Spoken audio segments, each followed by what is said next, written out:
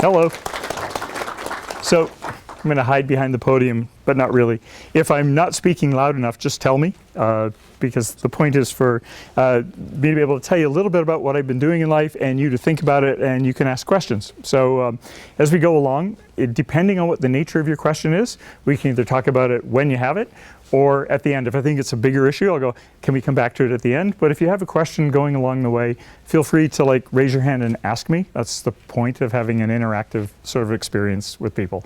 For those of you who don't come from a neurobiology background and say the stuff under your skin is for other people to think about, don't worry. I'm going to try and make it understandable. Like when I talk to my mother, I tell her about what I do and she goes, too complicated. Tell me it in plain English. So that's my goal. If I can't put it in plain English, it probably means I don't know what I'm talking about. So in a nutshell, what I'd like to describe to you is a number of things that I've been lucky to be involved in and work with a large number of people on since about 1997, based on the work we were doing through the special operations community, and the work still continues at this time. And as I put on the title, you know, in my background, I started out working right next door when I came to Yale over at the National Center for Post-Traumatic Stress Disorder.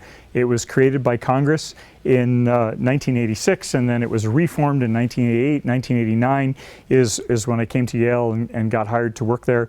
And our mission from Congress was to elucidate the neurobiology of this condition and to see whether or not it was something different from major depression or normal bereavement, or was it an anxiety disorder. People wanted to know in psychiatry, is it a real thing or is it just a variant of another common thing called depression? Sort of what ails it? For those of you who don't know the history of post-traumatic stress, without slicing history too finely, people have referred to things like it in the past in the Civil War as nostalgia, or the irritable heart of soldiers in the 1890s. In World War I, shell shock type 1, type 2. In World War II, it was called gastrointestinal neurosis, combat fatigue, war neurosis, or weary sergeant syndrome. By the time you get into the Vietnam era, people were starting to refer to it both as combat neurosis, weary sergeant syndrome, war neurosis, and then at the end of the Vietnam era, several clinicians were beginning to form the name called post-traumatic stress disorder. The psychiatric community finally adopted that in the sort of late 70s, early 80s. It finally appeared in diagnostic manuals so doctors could put that stamp on you. And since that time, it's gone under a number of modifications, but basically I was hired to look at that. And I was interested in stress hardiness and stress vulnerability in the sense that we wanted to know, why do some people get sick when they go to combat or are exposed to trauma, and why do some people not get sick? So one of my professors, John Crystal, his father's Henry Crystal, just passed away recently, if you saw that in the New York Times. He interviewed Holocaust survivors, people who survived the concentration camps, and found that over half of them did not suffer from post-traumatic stress disorder from very horrific events. And when we do studies of women who have suffered sexual assault, to include rape, slightly under half suffer from PTSD. It's a lot of people, but it does mean that not everybody, even when they survive being tortured, being abused, being raped, develop this type of a mental disorder. So we're interested in that, and why do stressful things, life-threatening things bother some animals on the planet and not other animals on the planet? When it comes to the military, they're interested in that for a slightly different reason than physicians are. So if you're a physician or a clinician, you're interested in the neuropathophysiology and the psychology around post-traumatic stress disorder because you want to know how to help people who suffer from it. And we think that by understanding how an illness works or what makes it happen in your body can give us clues as to which kind of medications, which kinds of therapies, and which approaches might be more effective at relieving suffering. The military is only partially interested in that. What they want to know is, how do we get the right people in the right job and minimize the base rates of illness, to include being removed from a theater of combat for a mental illness. In World War II, for those of you who like to study World War II, in 1943, we had 10,000 veterans returned home a month with war neurosis, and they did not return to the battlefield. So military groups know that if you're removed from the field of battle for certain conditions, it's unlikely you're coming back to be in the fight. So one way to approach it is, how do we fix it, get people back in the fight? Another way is in selection and assessment. How do we get people who may not be likely to get it at all? Make sense? So that was essentially the question that was brewing. And in the late 90s, we had discovered a number of things over from the time I arrived over at the VA in '89 up through 1997. We'd had a number of anomalies that we'd measured in people with PTSD, and I'll describe those. But the main point is this: we didn't know whether those anomalies were a side effect of having PTSD. So a side effect would be like if you have diabetes and you get numb feet. Having numb feet is a side effect of poor sugar control because it destroys little nerves, the nerve endings. So having numb feet has nothing to do with why you got diabetes.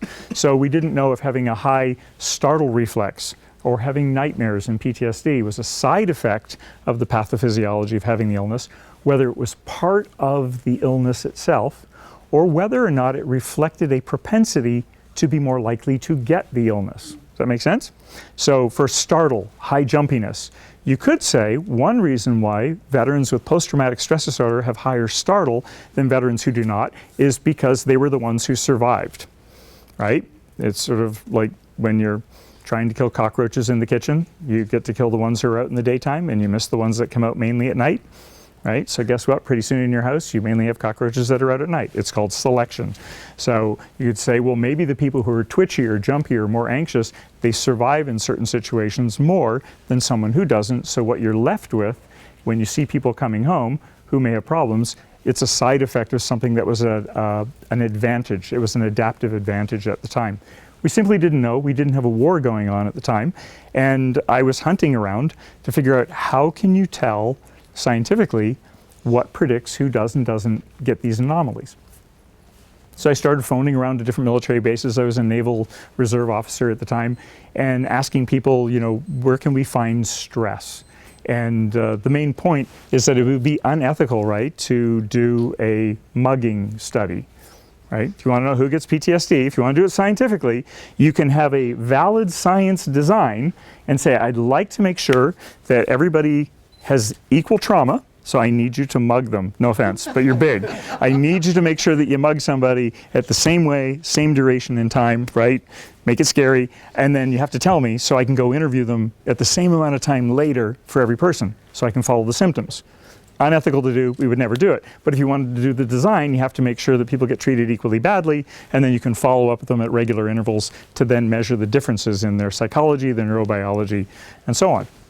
So I ran into this guy, Dr. Gary Hazlett, a dear friend of mine. That's Captain Brewster. He just kept us out of trouble in Afghanistan. But Doc Hazlett was one of the operational psychologists at Fort Bragg, and he and his boss called me back and they said, we think we can help you find stress since we don't have a war going on. And I'll explain one of the venues where I've been able to do a lot of research on stress to help answer this question. So as I said, oh, that's Afghanistan. That was our little hut from the asymmetric warfare group. Beautiful mountains. If you like the place, that's our hut. As I said, I started out studying trauma, mainly from war zone experiences, but also women with sexual assault related post-traumatic stress. You can be afraid of many things in life. You can be afraid of doctors, you can be being experimented on, you can be afraid of monsters, afraid of aliens, end of the world. Lots of people are afraid of that. Showers. If you really want to grant these days, go for biothreat. People like to fund it. Fear of bugs. The point is, most of my research early on was how does your brain learn and inhibit or extinguish fear? Because we think that one of the core elements in an anxiety disorder and PTSD is the inappropriate expression of fear and alarm when the person's not in danger. So if you think about that, where we're interested in those mechanisms, why is he so happy without air? Why am I miserable without air? That's kind of the question, right? That's what happens if you sample people's blood and collect their spit. Pretty soon they show you a sign of love by tying you up and throwing you in a pool. The idea of finding the right people for working in military circumstances or defending cities is not new. If you like to read Plato's Republic, you can read ideas like this. We want to know who are the most suitable people to do guardianship of a city or to do administrative functions. So the idea is not new, how do you get the right people for the right job?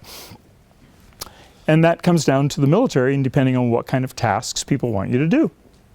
It's one of our guys. So his task is not only hunting down bad people and killing them, but also working with people to find out where the bad people are and killing them. So it requires having an interpersonal ability, interpersonal social skills, as well as some tactical skills and abilities. So we're looking for people who can do a number of things.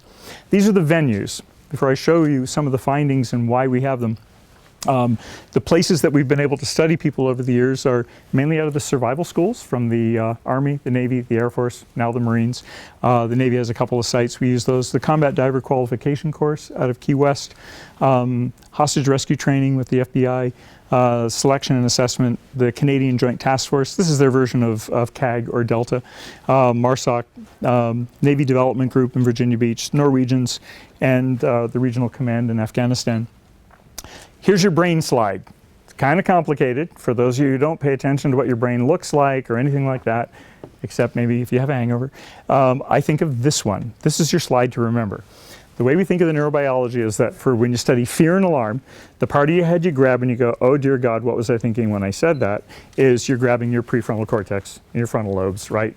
That's the area of your brain that you need. You need that hardware working in order to inhibit the main actor in your brain that helps you have fear and alarm responses. There's few people on the planet who are born with a birth defect where they have a deficit in the central nucleus of the amygdala. They cannot recognize fear when they see it. It's really maladaptive. You don't want to be like that. But the amygdala is where the hard wiring is, and it's where you form your memories of fear in their most primitive state. And the prefrontal cortex is where you form memories of safety. So to feel that you're safe doesn't mean you forgot what to be afraid of. The learning of safety is a new memory that puts a cap on the fear memory. We joke in neurobiology, say fear conditioning may be for life. Safety comes and goes, but your brain's really wired to say fear first, safety second. The idea being is that if you run away from something that won't hurt you, you still survive. If you don't run away from something that might kill you, you don't get to procreate. So these systems seem to hang on to the memory formation that happens more securely than these systems. Just something to keep in mind for that. So when we think about people who are suffering from a disorder or a problem where they inappropriately display fear and anxiety, we would hypothesize, right, a couple of things. We could say it's this area of the brain that's got problems. It's either firing too much, too strongly, maybe the thermostat's been reset, maybe this area doesn't work enough, it doesn't put the brakes on it enough, or maybe both of them are not functioning properly. So I'm going to mention 3 different areas today in which we have tried to tackle this issue. One is, what do we know so far that's held up from a neurobiological perspective and from a cognitive processing, sort of what goes on in your thinking and how you evaluate stimuli and information. And then what do we know about personality attributes? They're just different ways of assessing people. To some degree, these findings seem to overlap very nicely. In terms of these two, we can find relationships between the areas of the brain where the neurobiology seems to match what we're seeing in the psychophysiology and the cognitive processing data. We're still trying to link it to some of the personality attributes. So, have a look at that and ask yourself what you think of that idea. But what we did find over at the VA when we were studying patients with and without PTSD, we found that when we were assessing their hormones, making them pee in a bucket for 24 hours, it's very sexy doing research. You get to measure a lot of urine.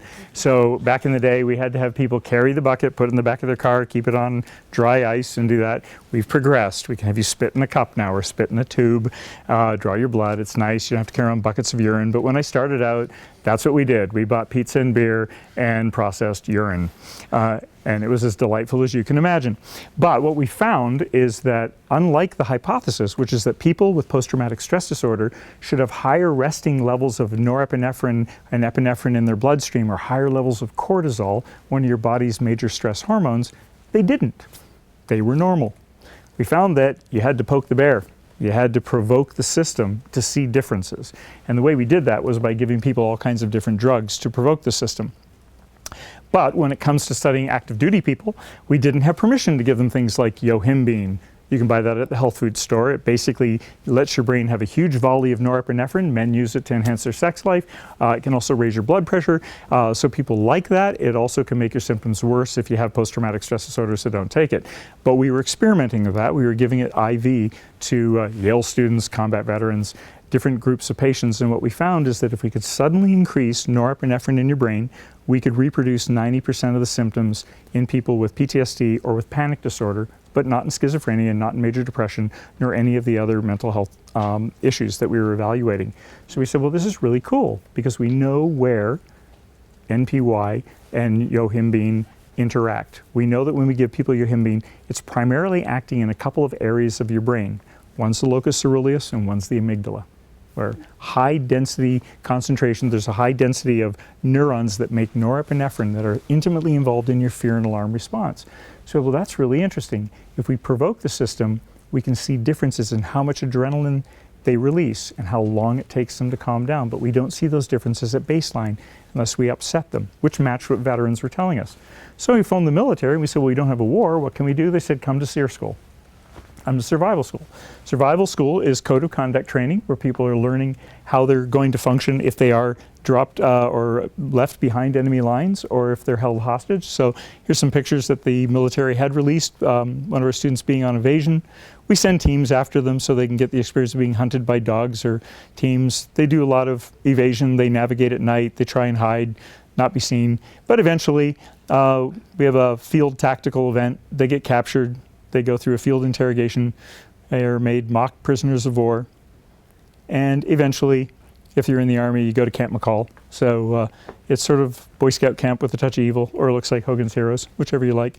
But it's a camp, and they get to spend a number of days there where they get to experience a mini flavor of many things that different POWs have experienced. Sleep deprivation being one of them, but also being in little cages, little boxes, and interrogations. So over the first 5 years, I ran around sampling spit and blood in students in each phase of this training. There it is in the winter. That's way up in Maine, about 20 below that day. So these are some of the interrogators. So, you know, when they get to be interrogated, they meet some very nice men who would work well as babysitters. They get waterboarding light. Anyway, so what we wanted to know from a science standpoint is if you're going to try and study stress in the lab, you want to make sure that you can make a reasonable comparison to real world stress. So over at Yale, we had permission to give people electric shocks, right? I could shock people in the lab. Sounds stressful, except for carpenters who went, yeah, it's not really that stressful. Couldn't get much of a rise out of them. Other people, you hear them swearing in the booth every time you push the little button. It's unethical not to shock them. You can't threaten to shock people and not shock them. That would be considered torture. So we could shock them. Yeah, you can't keep you on edge forever. We have to give you a shock to let you know. But the delivery of shock is in a range that's not going to harm you, it's not going to damage you, and wasn't very stressful. At SERE school, though, when I was out there looking at it, I thought, this might be stressful. Well, we have to assess it. So ran around collecting spit, collecting blood, putting little polar heart rate monitors on people in every phase of the training.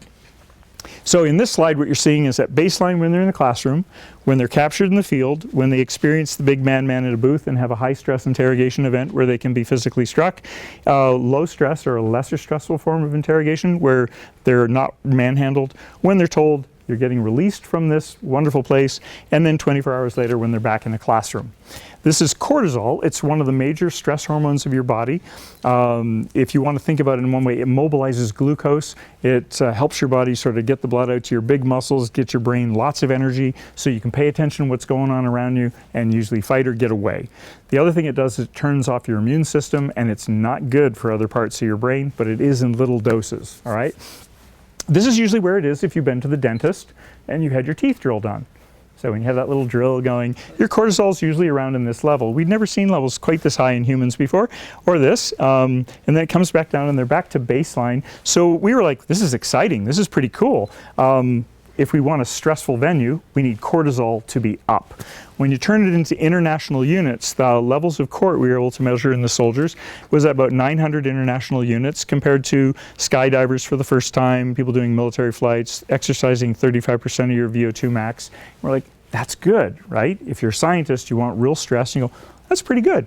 Cortisol's up, it's turning their immune system off. When they're in the compound, if they had poison ivy, it vanishes for 3 days. It's like being on prednisone. It's really high, all right? So the other thing we like to look at in animals, right? Cort goes up, testosterone should go down. When you're under stress, it is no time to feed and breed. right?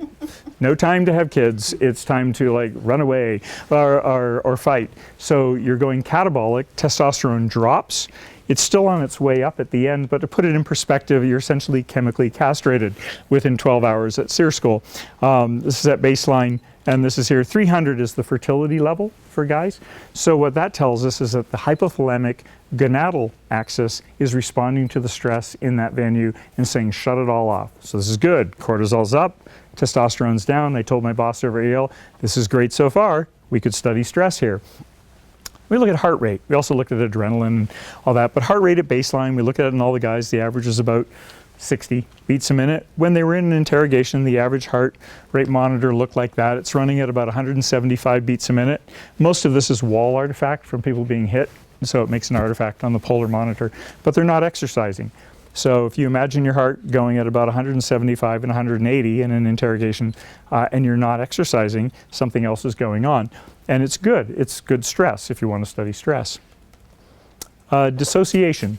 If anyone's ever nearly been in a car accident or something and things went in slow motion or sound got more distant or colors seemed brighter and the world kind of changed, they do it in horror movies all the time, right? It's that and the cameras are reeling and people are going, ah, you know, you're not supposed to know that somebody was behind the curtain. The cinematographer is trying to mimic what we call dissociation.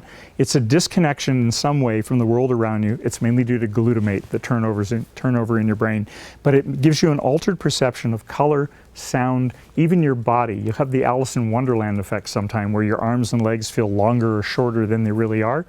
Well, we have a scale that measures it. When we measure it at SERE, the average in the group comes out to about 16. That's how many points you can get. You can get all the way up to like 40 points on the scale. So it doesn't seem very high, but that's we can get it higher though if we give healthy students ketamine or schizophrenia. So we get it higher at SERE than we do when we give students ketamine from Yale. So PCP is for horses, ketamine's for people. It's a dissociative anesthetic agent. You can take a trip to Jupiter. If you want to make money on the side, go sign up. You'll be fine. You get to hang onto the bed and go, whoa. But the cool part, you can't really quite see it in this slide, is that it's high. And we're like, well, this is good. Cort's up, testosterone is down, heart rate's up. They're mentally disconnecting from things in their environment. I think we may have a good model of stress. Testosterone's low, adrenaline's high. And then we looked at some of the neurobiological factors. So in some of the animal studies up to this point, people had been studying a funny little chemical called neuropeptide Y. It's a fancy name. It's made in neurons. It's a peptide. It looks like a Y. That's how fancy it gets. So I tell my mom, it's about 36 amino acids long. There's not much difference between it in us and the coelacanth. So it's a pretty stable molecule. It's been around for a very long time. It's co-localized though. It's made in cells that make norepinephrine, and it does something pretty cool. It keeps the downstream neuron firing under high states of arousal. So if you don't have a lot of MPY, when adrenaline goes up, some of the neurons in your brain shut down. They go, no time to work. And it shuts down. Guess what part shuts down? Your prefrontal cortex under high states of adrenaline. See, if you're an adolescent, you just don't have much of a prefrontal cortex, so that's why the parents are going, what were you thinking? They're going, I wasn't, because they don't have one. But in other animals, when the stress goes up, prefrontal cortex functioning is impaired, and they basically move on reflexes and in a fight-flight sort of response. So think of it as the amygdala kind of taking over. And what we find is that animals that have more NPY preserve the higher order function. There's a genetic variation of it. You come in different varieties. If you got the right grandparents under stress, you make more NPY than other people, and some people shut it all down when they're under stress. What we found at SERE, I'll show you the data from that, we also were really interested in a hormone called DHEA. It's over the counter, it's been around a long time. Think of it as the mother steroid of your body. It's the thing your body uses to go ahead and make androstenedione, testosterone, estrogen, progesterone. The cool part is it's really good for your brain. It's super good for a part of your brain called the hippocampus, which wraps right around by the amygdala and preserves those cells and keeps them from letting go of one another or shriveling up under high states of stress or prolonged periods of high cortisol. Cortisol, your stress hormone that you should all have, is bad for your hippocampus. It actually can damage it. This prevents it from happening. So the hypothesis would be that soldiers who have more NPY, however they got it, should be doing better under stress, And if they have more DHEA, they should be doing better under stress. So essentially, what we found early on at the baseline in the classroom, we didn't see differences between Special Forces guys, Green Berets, and Rangers and Marines, still tough people, in their baseline levels of neuropeptide Y. When we put them in the high stress form of interrogation and then pulled them out of the interrogation booth, put the hood back on their head, rolled their sleeve up, and I had to draw their blood, we would find that the special operations guys had almost a third more of NPY circulating in their system at the time, and when we give them their cognitive functioning tasks, they're far more clear than their counterparts in SERE. And at recovery, they had returned within, it's not significantly different from their baseline, but the regular Marines and Rangers had significantly dropped from their baseline value after being exposed to stress. This is important to us because when we gave yohimbine over here at the VA to veterans with and without PTSD who'd all been in combat in Vietnam, we found that when we gave veterans without PTSD yohimbine, they went up when they got the yohimbine and they came back to their baseline. And we found when we gave it to veterans with PTSD, they would go up, but not nearly as much, more like this, and they were more depleted after the yohimbine washed out of their system. Their NPY levels were lower than at baseline. So in a training venue, prior to people going into combat, we were seeing that a natural stressor was producing a similar profile that we could create in the lab in people with and without PTSD. Make sense? So that people who had a capacity to go through combat, come home without PTSD, they show a high NPY capacity. People who had PTSD showed a low NPY capacity, and stressing them depleted it. When we were at SERE school, before guys were being deployed, we found that the guys who'd already been labeled as special, we'll get to the selection bias in a minute, they showed a good peak, returned to baseline. The people who were Rangers and Marines showed a peak and a drop below their baseline, suggesting that their NPY capacity was different. Now, follow, and we've seen that in rats and in mice, which makes it a little more easy to understand. It's a goofy drawing. Now I'm going to link it together. We'd show you this and we'd say, hey, draw that. Give you a pencil. It's got a color at one end and a color at the other end. It's called the Ray-Ostrith complex figure drawing. And when you draw it, we go, hey, switch the pen now. So about 30 seconds in, you have to turn it around and you keep copying it. And then we take it away and then we can get your recall. So when you're looking at that and we put you under stress, we know the parts of your brain you need to copy that figure. It's been studied in hundreds of thousands of people. We know when we make holes in your head, which parts of it you can't draw. This is what happens under stress at SERE. At baseline, when we study people, they copy the figure normally. That's how you normally copy it. They start with the big stuff, and when you change the pen to the second color, you see the small items. Over here is what you see when you test them under stress. When you blow the whistle or you say turn the pen over, you'll find all the pictures are half in one color and half in the other. Why is that important? Because it's called piecemeal production and it's only seen in prepubescent children. So we've taken normal adults and made them prepubescent kids by pushing them through interrogation stress, which is kind of cool because that means that the prefrontal cortex has shut down. By the way, 24 hours later, when we get them out of the compound, before we send them to bed, it goes back to looking normal. But it tells us something really important. It means that under stress, we believe it's shutting down the prefrontal cortex. They start drawing it this way, and there is a side effect to that. If you draw it that way, your recall is terrible. If you've been able to copy it and draw it normally under stress, your recall is really good. If you're a high NPY guy, like in some of the SF units, that is your recall. You copy it normally under stress, and you recall it normally under stress. If you went piecemeal, that's a typical representation of the recall value. So you haven't been able to acquire the information in the same way. When you've gone piecemeal and then you go to recall it, there's a deficit that occurs. And when we link that to the hormones, we find that the people who are high in NPY have intact copying and recall, and the people who are low in NPY have deficits. They go piecemeal faster and they reproduce less of the drawing. They're also the people who dissociate.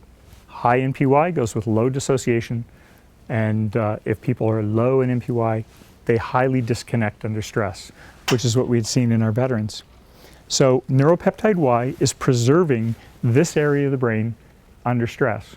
letting it do its normal inhibition of the amygdala. So people are finding a sweet spot, if you will, of how to use how much adrenaline is going through their system. People who don't have as much MPY, this is shutting down and they're going more free running from the amygdala, which doesn't seem to work out as well for processing complex information. This is a bad slide in terms of it's not immediately obvious as to what's happening, but I'll explain it to you. So you say, how do they get that way? All right, so the military saw that and they went, well, is high MPY in SF guys a function of training or is it a function of selection? Remember how I told you when we poke the bear, make the bear angry, we give people a drug that raises their hormones? In neuropeptide Y, when we provoke the system, some people went lower than baseline and other people came back to their baseline.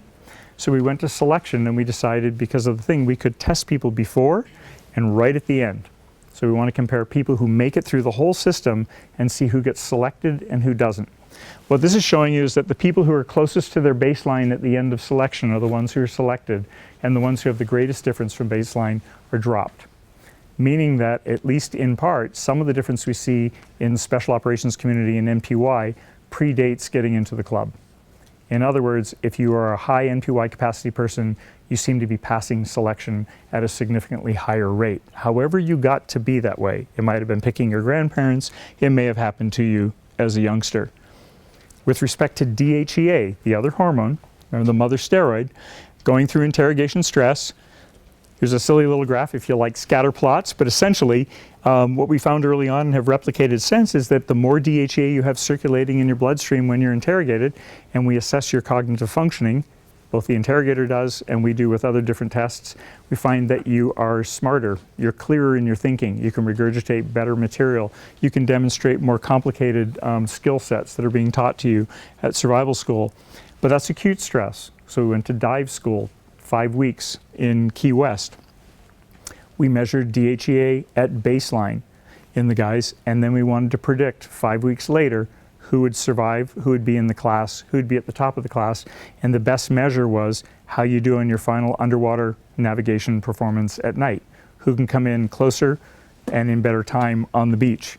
And that's the, if you like linear regressions or scatter plots, you can see that you're doing better. The higher your DHEA, the better your navigation score. The reason why this is in standardized units is you're measuring things on enormous differences of scale. But the short story is if you have more DHEA, you're doing underwater navigation better. You're also not dissociating much. And you say, why does that make sense? Guess which part of your brain is responsible for spatial orientation and navigation? The hippocampus. It sits right around your amygdala. The hippocampus is the one that's damaged by high doses of cortisol. The hippocampus is the one that is protected by high doses of DHEA from cortisol. So the military is putting people into a situation to say, show us what you can do, which involves, when you're on a rebreather, not coming up to the surface and peaking. You're underwater, you got to take an azimuth and go down and follow the board. And you have to be able to not drift. If you're a mental drifter, you can watch the little buoys that are tied to the guy's legs. If you're in the boats up top and you go, where are they going? You go, Cuba. But you can just watch them all go. But what we know is the people who are more mentally intact and can stay focused are the ones who at baseline had more DHEA. In fact, they had more DHEA the whole way through the course. Again, that matches the animal data because we put mice and rats, mainly mice, we pick on mice, you put them in what's called the Morris water maze, which you put them in a little tank and they don't peek under the water. They can't peek under to see where the platform is. You put them on this little clear platform and you pull it out from under the feet so they have to swim, and you spin the cage. And they have to remember from the signs on the wall in which relationship, where is the platform. So they swim and they swim and they swim, and if they're going to drown, you rescue them. But the ones that have better hippocampus functioning remember the spatial orientation and they can run the maze better. If you give them DHEA and stress them, they do better, right? In other words, if you protect their hippocampus, they do better. So we're seeing the same pattern as we do in mice, in guys in training, and it matches our data in guys with and without combat-related stress disorders. The ones who have a combat-related stress disorder show signs of differences in their hippocampal volume size and in hippocampal functioning, and have lower levels of DHEA. So if you think about it, higher MPY gives you less anxiety. There's actually people planning on marketing it. Clin Alpha wants to market it as an anti-anxiety drug. You have better memory, you have better awareness of your surroundings, and you have better spatial performance. DHEA, you have less confusion, better spatial memory, and superior performance. So we know that individuals differ in how they respond to threat in at least these two systems, and that these two systems right now have high explanatory power in different military selection programs. We can assess them at the beginning and take bets and do far better than chance at predicting who will be in and who will not be in the club, but the cadre don't know those values. It's just a side effect of the wickets that are being put up in selection on how well people can perform under pressure with different kinds of complex reasoning problems put in front of them. Oh. So that's a little bit about the neurobiology. Cognition, what do we think? We measure something called attention bias. It's how you pay attention to what's going on in the world around you. And a different line of research has looked at how you pay attention to things. This is Mona, right? You can pay attention to Mona because she looks sexy. Skin gets your attention, right? We want to pay attention to how you pay attention to something that's threatening, not something that's sexy. When you drive into Camp Lejeune, the chesty puller signs are really cool. They remind people why they're there and what their job is. So this is not the job of run away. This is the job of where you're looking for people in certain situations who are going to move at targets. So there's some of our guys doing CQB. It's a bad picture under night vision. I was just putting my iPhone up there to try and get it. But we're interested in people who can go in and through a building, whether they're going to do hostage rescue or go in and find the bad guys, right? We want people who can shoot the right person, not the wrong one. We want people who are not quick draw McGraw, who shoot everything, right? But we don't want people who freeze too long because then they get shot by the other side. So when we think about that, we know from IDF studies, the Israeli Defense Force studies, my colleague Yair Barheim has looked at threat attention bias in IDF forces and finds that people who perform poorly on threat attention bias testing are at it predicts higher rates of PTSD when they come back from combat. And people with anxiety disorders, they show gaze avoidance when they see a target. In other words, we put something on a screen and they avert their eyes. They do two things, anxious people, they usually look away from it or they stare at it and they freeze, they don't move. It's a button response test. You're welcome to try one. We have one in our lab. But essentially it looks like this, and we did this in Afghanistan, and we've done this with a couple of selection programs. We'll say these are 4 bad guys. They really are bad guys. And we'd say you have 2 minutes to study them. When you're ready, the test will begin and you can push the space bar. I won't be able to mimic it for you exactly as fast as it goes, but what I tell people is I say, when you push the space bar, a large human head is going to appear on the screen looking at you. His eyes will look left, they may look right, he may look happy, he may look sad, he may look angry. None of that matters. What matters is one of these 4 faces will flash in an instant on the left side or the right side of his head. Push the F key if it's a target, push the L key if it's a face that was not one of these 4. Make sense? Oh, lastly, we recommend you look at the tip of his nose, because if you're looking left and the picture flashes on the right, it's so fast you can't move your eyes over there and see it fast enough, which is really true. So it essentially, we put in 4 unknowns. So these are the faces that alternatively flash over a 6-minute period in the test. So they want to hit those targets, and those targets are going to appear when these 3 different kinds of faces appear on the screen, and they're going to flash really, really, really quickly. So sometimes they'll be on this side of a serious face, right? Or they'll be in the direction the angry face is looking, or opposite, or in the direction of the fearful face, or opposite. Got it? So if you like stats, it's a complicated thing to analyze. But essentially, this is what it looks like, and I won't mimic it with my finger, but essentially, these do things like that. And it goes very, very fast. Most of the time, people can only get about 58, 59% of the test right.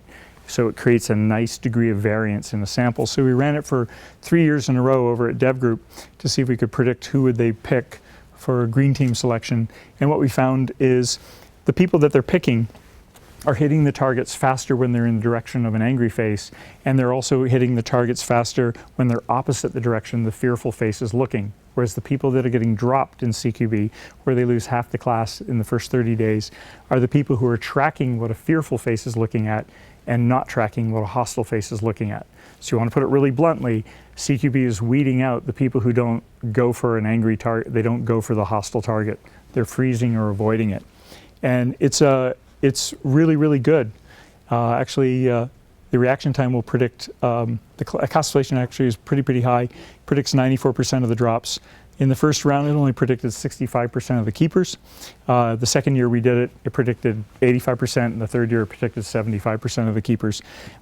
So it is tapping into something really important on that. I don't have to read you the slide, you can have a look at that. Good. So the thing that we know that's really fun that ties it together is the people who perform well on threat attention bias, in other words, finding a target and localizing to it, are also high MPY people. If they're low in MPY, they tend to be gaze freezers or they avert. And that's because threat attention bias is mediated by the balance between amygdala activity and prefrontal cortex activity. So back to this, personality, all right?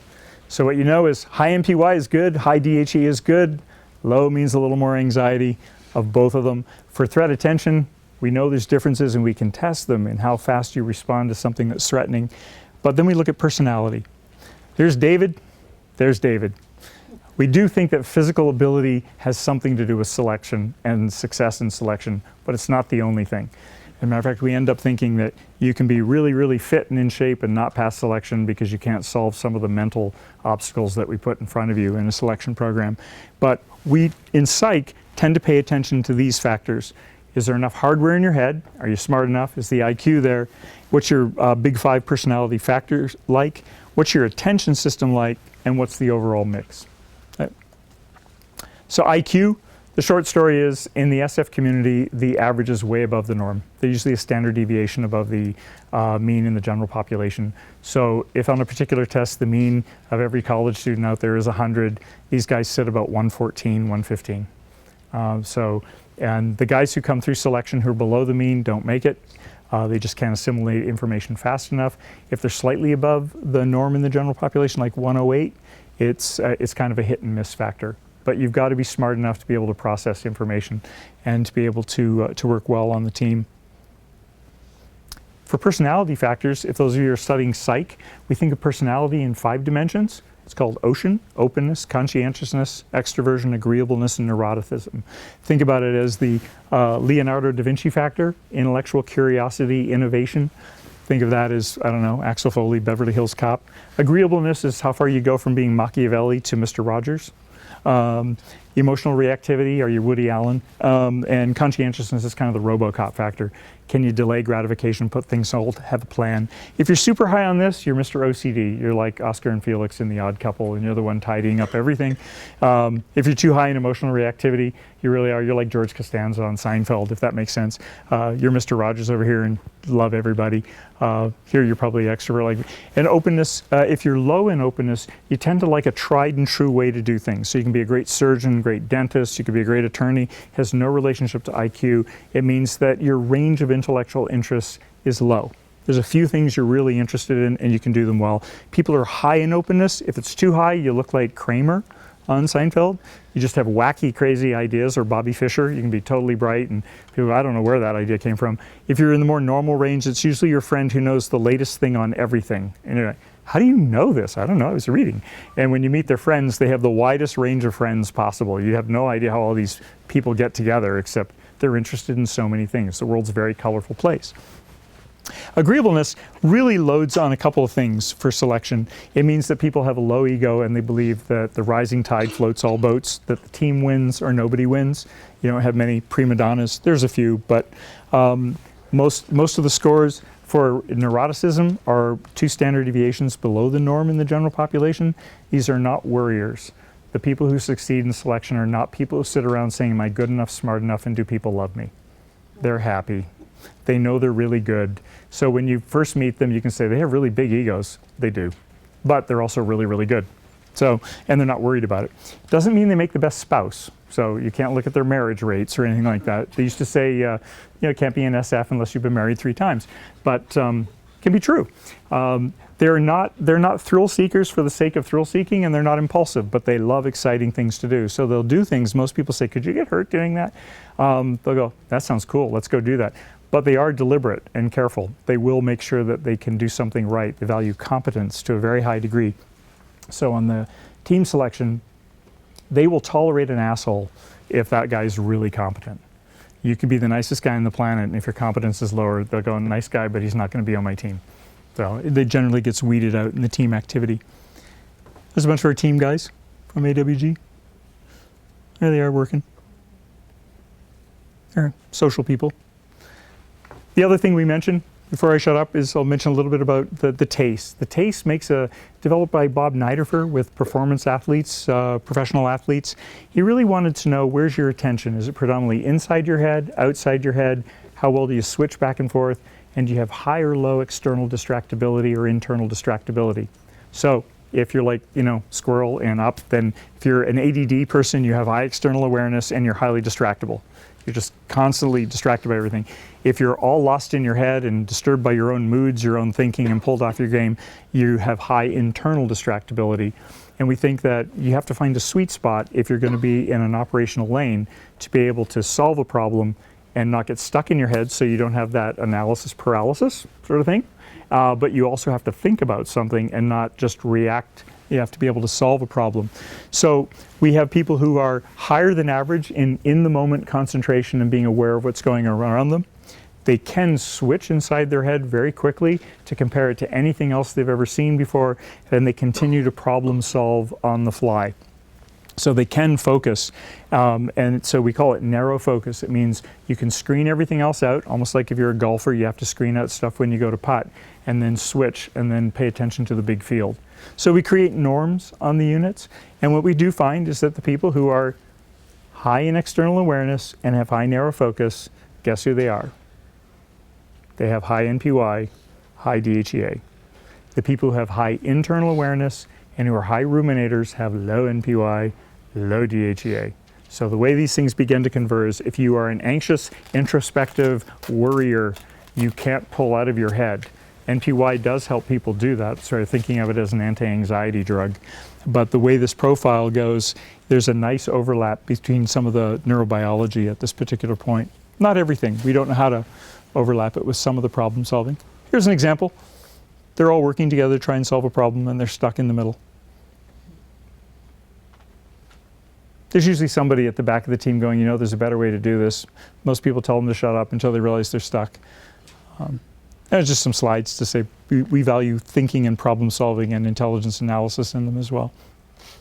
So when you put it all together, from a personality standpoint, these are the things that stand out when we summarize the psych stuff. People have a positive attitude. They view failure as a learning opportunity, not a statement about themselves. They do believe in working as a team and that you need to collaborate with other people. They have the ability to regulate their emotions. You can put your feelings on hold. They can kill you another day. Right? All right. So they like to move at threats rather than away from them. And they like to see, like I say, failure is a helpful form of feedback. It's interesting. They keep coming back at something if it beats them. The first time we had them do the threat attention bias test, the test was too easy, so they had no respect for the research team. So we came back the next day and they couldn't pass half of it. Suddenly they were friendly, and my research assistant said, I think they like us. I said, they don't like us at all. We beat them at something, and now they want to figure out how to beat it. It's exactly what they were doing. They're trying to figure out, how can I beat this thing? So everything is a challenge. And effective intelligence is different than just being smart. It means you can do practical problem solving. So anyway, so that's a little bit about what we know, about what makes them different. So as far as we know right now, the ways people are different in NPY, DHEA, and in some of these personality attributes are largely what's happened to you before you show up at the selection gate. We don't have much evidence in animals that we can train them to produce more DHEA or NPY. We can put them on little treadmills, things like that. The wave of the future in medicine is probably going to be epigenetic regulation, turning the genes on and off deliberately. But it looks like the way people and other animals get to be that way is either with the genes they came with and then early modification in those first probably 10 to 15 years of human life and those early months in rat pups and rodents, where stress at the time can regulate how well genes are being read or not read. So from a military perspective, people are trying to figure out, how do we use these kinds of norms to think about selection? And slowly, it was just down at MARSOC selection 2 weeks ago, the norms are really predictive. Now you have norms for MARSOC now in over 3,000 people. You can look at the personality variables. Hormones are too expensive to measure. So you're like, if you can link them to the personality variables in those norms, the computer will red flag anyone who's 2 standard deviations out. They never make it through selection. The actuarial data is just very predictive at this particular point. For some of the more high-speed units, even than MARSOC, people are interested in threat attention bias and potentially in the hormone data. My own advice is if you want to do hormone data, do it like the rowing community and go out to high schools and find out who are the high versus low NPY capacity kids and invite them to come try out for selection. Just remember, being a high NPY person doesn't, or a low one, doesn't mean you're a bad person. You know, it's like, it just means it's a good fit for this kind of work.